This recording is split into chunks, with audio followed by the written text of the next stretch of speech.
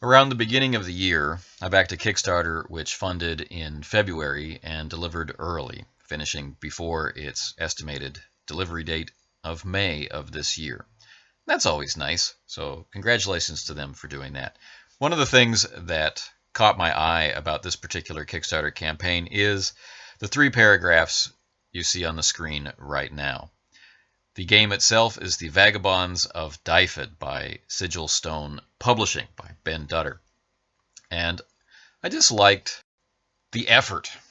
I didn't know if the game would be successful in accomplishing these things. I didn't know if it would really bring people at the table who have different agendas together, but I think it's exactly the sort of thing that we should be experimenting with and exploring. And I just like the tone of the writing. And so, come with me for a little exploration from today. I received 2 books in the mail today, which makes this one of those embarrassing days where, okay, I've got mail and I have no idea what's inside it, and it's from a print-on-demand publisher, so there are no clues on the outside of the package. So I'm sitting there, did I get a notice? But anyway, the heavy cardboard has once again experienced the tragic attentions of the Postal Service. We can see the corner of a black book. So let's keep ripping. This is one of those print-on-demand cardboard packages where the glue is extremely tight. There's no pull tab or anything, so there are easier ways to open it than what I'm attempting here, but a person has to have some fun. Alright, so once again the title is upside down, so let me adjust it, and we see it's blurry. There we go. Vagabonds of, I'm going to say Dyfed. You can say Dyfed if you want, or Dyfed, or however you'd like to pronounce it, because this game is all about, well, exploration. Vagabonds of Dyfed by Sigil Stone Publishing is described like this: a modern take on fantasy RPGs compatible with the classics. And what it does is they made the claim that this would be a bridge between Powered by the Apocalypse, essentially, and the OSR. And I find that interesting, mostly because Powered by the Apocalypse is already itself a method of encoding, let's say, OD&D behavior and lessons learned into a different set of mechanics. So this one combines the view on Powered by the Apocalypse by Apocalypse World 2nd Edition and by Blades in the Dark, mainly, although City of Mist gets a strong mention. Now, I've already read this.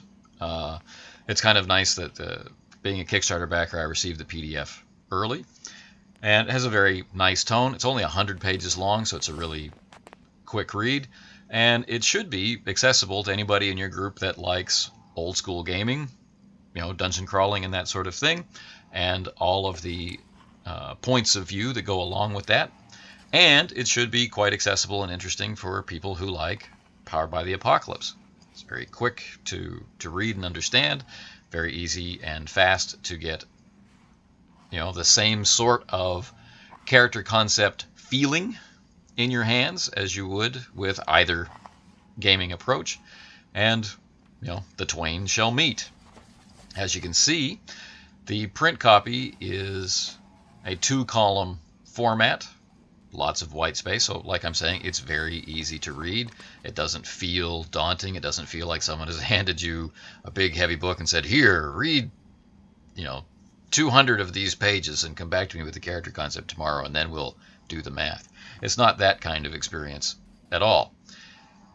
What's also cool is that there are 2 versions of the PDF.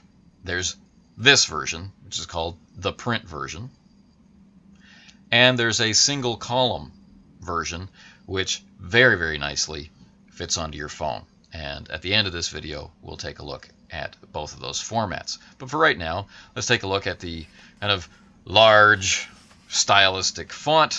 We've got nice black and white art of a wide variety of things.